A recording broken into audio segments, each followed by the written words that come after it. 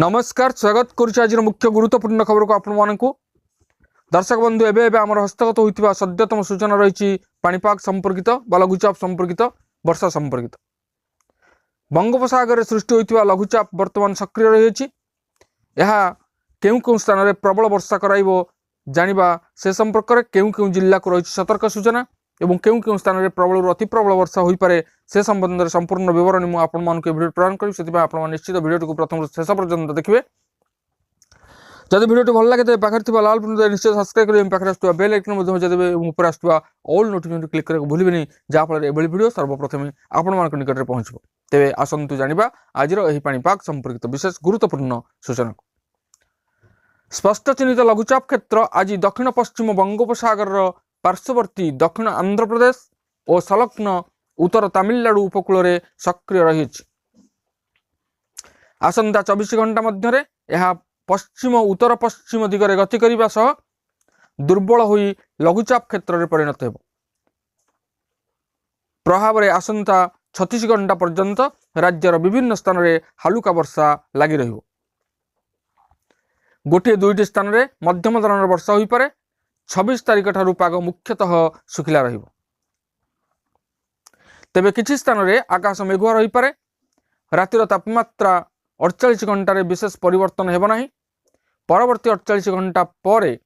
2 ରୁ 3 डिग्री कमिबो बोली तापमात्रा आंचलिक पाणीपाग विज्ञान केन्द्र निर्देशिका मनोरमा महांती कहिसेंती आकलन अनुसार बुधवार वर्षा लगी रहिबो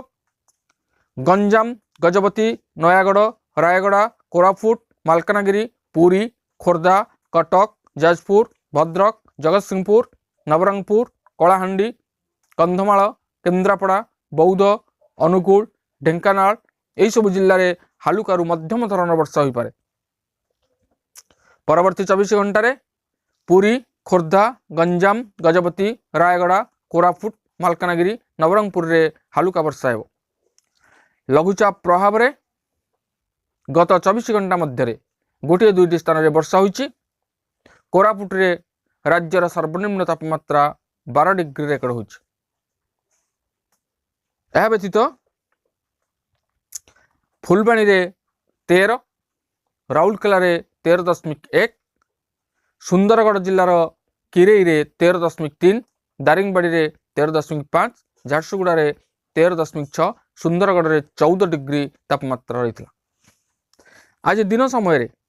कटक रे 11.4 मिलीमीटर वर्षा होता बेले दारिंगबाड़ी रे 7 नयागढ़ रे 5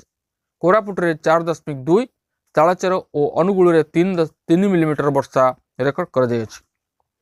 तेबे हे दर्शक बंधु आमे देखुचे वर्तमान आकाश मेघाच्छन्न रही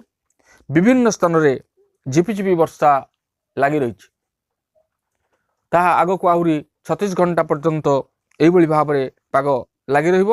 पाग परिवर्तन हटिबो एवं तापमात्रा 2 ରୁ 3 डिग्री पर्यंत कमिबो एवं शीत अनुभूत हेबो तेबे ए थिला आज पाणीपाग संपर्कित एक विशेष गुरुत्वपूर्ण सूचना आज पुणी देखा आगामी भिडियो रे रोज धन्यवाद नमस्कार।